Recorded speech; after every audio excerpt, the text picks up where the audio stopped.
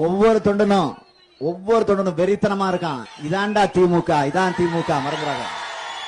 திருவண்ணாமலை மாவட்டத்துல நேற்று திமுக தரப்புல இருந்து வடக்கு மண்டல நிர்வாகிகள் கூட்டம் நடத்தினாங்கல்ல, அந்த கூட்டத்துல எடுக்கப்பட்ட ஒரு வீடியோ. இதுதான் திமுக கூட்டம் நடத்துற லட்சணம்.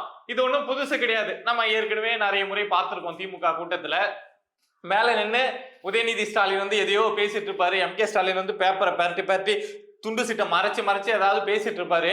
கீழே 4 உடன்பிறப்புகள் உட்காந்து சீட்டு விளையாடுறது, டேய் ரம்மி போச்சுரா, டேய் ஜோக்கரை காமிடான்னு சீட்டு விளையாடுறது அப்படிங்கிறது நடக்கும். சைட்ல ஒரு 10 பேர் போயிட்டு வீரனை வாங்கிட்டு வந்து வச்சிருந்த வீரனை இடுப்புல இருந்து புடுங்கி உள்ள இறக்குறது அப்படிங்கிறது நடக்கும். இது போக இந்த வரவேற்புக்கு அப்படியே கட்டியிருப்பாங்கல்ல, இருக்கிற காசெல்லாம் நான் இங்க செலவு பண்றேன் பாடுறா அப்படின்னு சொல்லிட்டு கட்டியிருப்பாங்கல்ல. வாழை தார் கட்டியிருப்பாங்க, இளநி கட்டியிருப்பாங்க, கரும்பு கட்டியிருப்பாங்கல்ல.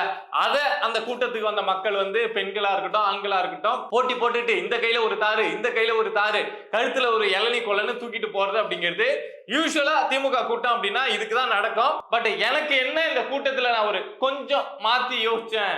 இந்த கூட்டத்தை திமுக கண்டிப்பா ஆளுங்கட்சியா இருக்காங்க, கொஞ்சம் திட்டம் போட்டு எந்த ஒரு பிரச்சனையும் இல்லாம வழக்கமா திமுக கூட்டம்னா இப்படிதான் நடக்கும் அப்படின்னு இப்ப சொன்னல, இதெல்லாம் இல்லாம நேத்தி நடத்துவாங்க அப்படின்னு எதிர்பார்த்தேன். ஏன் அப்படின்னா தேர்தல் வர்றதுக்கு இன்னும் ஒரு 3 மாசம் தான் இருக்கு. அப்படிங்கிறப்போ ஒரு கூட்டத்தை ஒரு ஆளுங்கட்சியா இருந்துகிட்டு ஒரு ப்ராப்பரா நடத்தணும் அப்படிங்கிற எண்ணம் அவங்களுக்கு இருக்கும். சோ அதனால அப்படி நடத்துவாங்கன்னு நினைச்சேன். கூட்டம் ஆரம்பிக்கிறதுக்கு முன்னாடி அதோடைய விளம்பரம், அதோடைய பிரச்சாரம்லாம் ரொம்ப பெரிய அளவுல இருந்தது.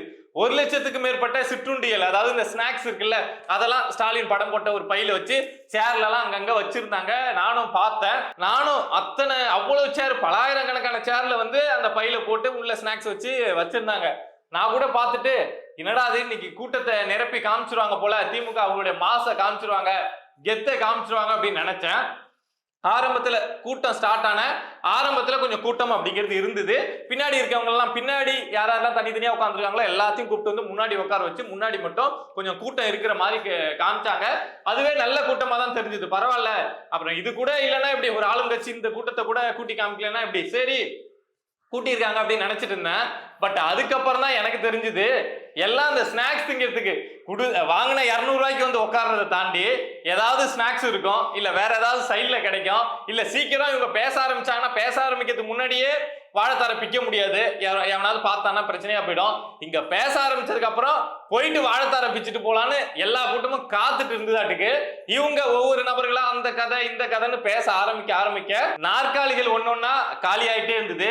இங்க ஒரு நாற்காலி காலி ஆகுது அப்படின்னா வெளியில கட்டப்பட்டிருந்த வாழைத்தாறு ஒண்ணு காலி ஆகுது. இங்க எது எழுந்து போறவங்க இங்க பேசிட்டு இருக்கீங்களா, நல்லது, இதான் எனக்கு நல்ல வாய்ப்பு அப்படின்னு சொல்லிட்டு எழுந்து போயிட்டு அவங்க ஒரு வாழைத்தாரையோ இல்ல 2 வாழைத்தாரையோ இல்ல முடிஞ்சா 3 வாழைத்தாரையோ பிச்சு எடுத்துட்டு வீட்டுக்கு கிளம்புறது அப்படிங்கிறத செஞ்சுட்டாங்க. திமுக நேத்தி செய்யற இல்ல கூட்டத்துல எல்லா கூட்டத்திலையும் செய்யற ஒரு மிகப்பெரிய தவறு என்னன்னு நான் நினைக்கிறேன் அப்படின்னா, எம்.கே. ஸ்டாலின் அவர்களை கடைசியா பேச வைக்கிறாங்க. இவங்க ஆரம்பத்திலே எம்.கே. ஸ்டாலினை பேச வச்சாங்க அப்படின்னா ஏதாவது கூட்டம் இருக்கும், அவர் பேசுற வீடியோவை காமிச்சு இங்க பாருங்க கூட்டம் இவ்வளவு உட்கார்ந்துருக்குன்னு கேமரா நீங்க பேன் பண்ணி காமிச்சிடலாம்.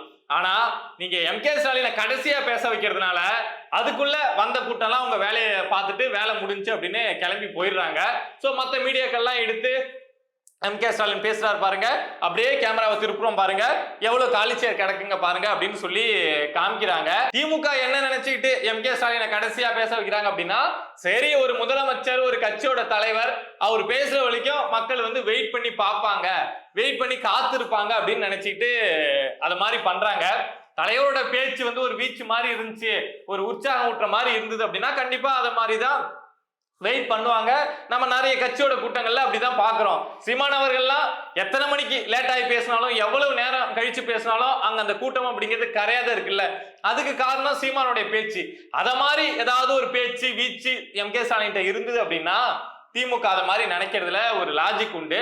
பட் அது இல்ல அப்படிங்கிறப்போ இனிமே வந்த உடனே எம்.கே. ஸ்டாலின் அவர்களை பேச விட்டுட்டா இந்த மாதிரி முதலமைச்சர் பேசுறப்ப இவ்வளவு கூட்டம் இருந்தது அப்படின்னு அவங்க சொல்லிக்கிறதுக்கு கொஞ்சம் ஏதுவா இருக்கும். இந்த யோசனையை திமுக யோசிச்சு பார்க்கணும். வழக்கம் போலங்க இந்த தேர்தல் நேரத்துல கூட ஒரு 3 மாசத்துக்கு முன்னாடி கூட திமுக பேசுறத திமுக சொல்றத கேட்கறதுக்கு அவங்க நிர்வாகிகள் தயாரா இல்ல, பொறுமையா இல்ல. கூட்டம் கூட்டியா காசு கொடுத்தியா வந்தனா நான் எனக்கு நினைக்கிற நேரத்துல கிளம்பி போயிட்டே இருப்பேன், எனக்கு வேணுங்கிறத செஞ்சுப்பேன் அப்படிங்கிற மாதிரி நேத்தி போயிட்டாங்க.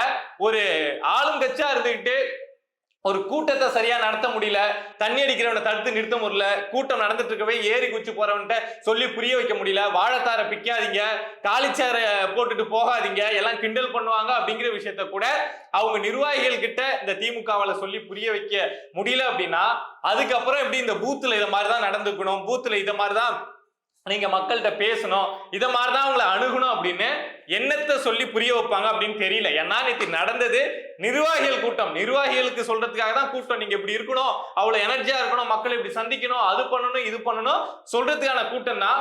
பட் அந்த காலி நாற்காலி முன்னாடி சொல்லியிருக்கீங்க, அந்த காலி நாற்காலிகள் வேணா முடிஞ்சா அதுக்கு ஏதாவது வாங்கி கொடுத்தீங்கன்னா அது போயிட்டு வேணா மக்கள்கிட்ட சொல்லலாம். இதுல சில விஷயங்கள் வந்து ரொம்ப ஓவர் டூவா இருந்துச்சுங்க. எனக்கு பாக்குறதுக்கு சிரிக்கிறதா, வெறியா வருதா, கோவப்படுறதா அப்படின்னு தெரியாத மாதிரி இருந்தது. உதயநிதி பேசுறப்போ என்ன சொல்றாரு அப்படின்னா, யார் எழுதி கொடுத்தாங்கன்னு தெரியல, நோட்ஸ் எல்லாம் வச்சுட்டு தான் பேசினாரு. திருவண்ணாமலையில மழை இருக்கு அப்படின்னு நான் கேள்விப்பட்டிருக்கேன், ஆனா கடலை பாக்குறேன், இங்க இருக்கக்கூடிய கூட்டத்தை பார்த்து கடலை பாக்குறேன் அப்படின்னு சொல்லிட்டு உதயநிதி பேசுறாரு. டயலாக் நல்லா தான் இருந்தது, பட் என்ன ரைமிங் நல்லா தான் இருந்துச்சு, பட் டைமிங் தான் சரியில்லை அப்படிங்கிற மாதிரி இருந்தது. அடுத்த ஒரு விஷயம் உதயநிதி சொல்றாரு, இந்த கூட்டத்துக்கு அனுமதி கொடுத்த தலைவர் அவர்களுக்கு என்னுடைய நன்றியை தெரிவிச்சுக்கிறேன் அப்படின்னு சொல்றாரு. ஏன் உதயநிதி அவர்களே, இப்ப உங்க அப்பா கூட்டத்துக்கு அனுமதி கொடுக்கலன்னா நீங்க கூட்டம் நடத்த மாட்டீங்களா? உங்க அப்பா எந்த இடத்த கையெழுத்து போடணுமோ அந்த இடத்த நீங்க உங்க அப்பா கையெழுத்து போட்டுட்டு கூட்டம் நடத்த போறீங்க. இதுல என்ன பெருமை பித்துறது, இதுல என்ன புகழ்ந்து பேசுறதுன்னு சத்தியமா புரிஞ்சுக்கவே முடியல. இப்ப அவரு MK ஸ்டாலின் வந்து கூட்டத்துக்கு அனுமதி கொடுக்கலன்னா இவரு நடத்த மாட்டாரா? தகப்பா அப்படிங்கிற மாதிரி இந்த கவுண்டமணி செந்தில் காம்பினேஷன்ல அப்பா மகன் இருந்தா எப்படி போவோம், அப்படி போவோம். காமெடி பண்றதை தயவு செஞ்சு நிறுத்திக்கோங்க. உங்க கூட்டம் அப்படிங்கிற பேர்ல திரும்ப திரும்ப நீங்க பண்ணக்கூடிய காமெடி வந்து எரிச்சல் ஆகுது. சில காமெடி வந்து சிரிக்கிற மாதிரி இருக்கும், சில காமெடி வந்து திரும்ப திரும்ப பண்றப்போ வெறியாவும் எரிச்சல் ஆகும்னு சொல்லுவாங்கல்ல, சோ அத மாதிரிதான் இவங்களுடைய காமெடி இருக்கு. இவங்களா அந்த ட்ரோலை பார்ப்பாங்களா மாட்டாங்களா, இவங்க செய்யக்கூடிய விஷயங்களை வச்சு எவ்வளவு மீம்ஸ் போடப்படுது அப்படிங்கிறதெல்லாம் பார்ப்பாங்களா இல்லையான்னு தெரியல. ஏதோ ஒரு சிம்மாசனம் மாதிரி இப்படி வச்சுட்டு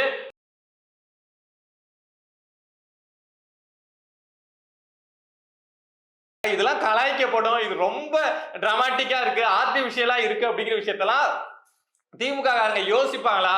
இல்ல அந்த அமைச்சர்களுக்கு எல்லாம் 70 வயசு 75 வயசு 80 வயசுங்கிறதுனால இப்போ என்ன ட்ரெண்ட் போயிட்டு இருக்கு அப்படிங்கிறதெல்லாம் தெரியாம பண்ணுவாங்களா அப்படின்னு தெரியல. இதெல்லாம் பார்க்கறதுக்கு கிட்டத்தட்ட எப்படி இருக்கு அப்படின்னா, இந்த வார்த்தையை யூஸ் பண்ணலாமான்னு தெரியல, பட் எனக்கு அப்படித்தான் தோணுச்சு. கோமாளித்தனத்தோட உச்ச மாதிரி தான் இவங்களுடைய கூட்டங்கள் வந்து மொத்தமா நடக்குது.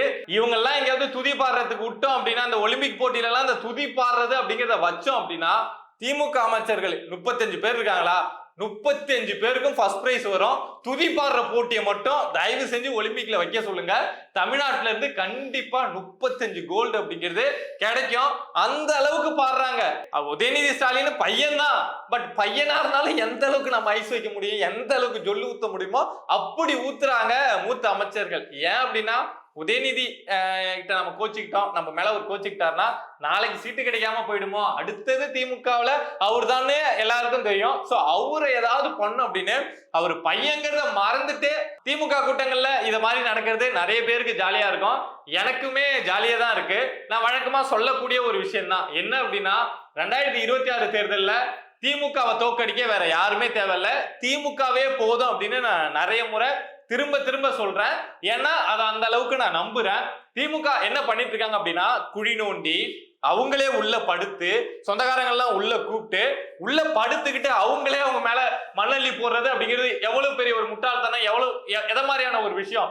சோ அந்த விஷயத்தை தான் திமுக செஞ்சிட்டு இருக்காங்க அப்படின்னு நான் 100% நம்புறேன்.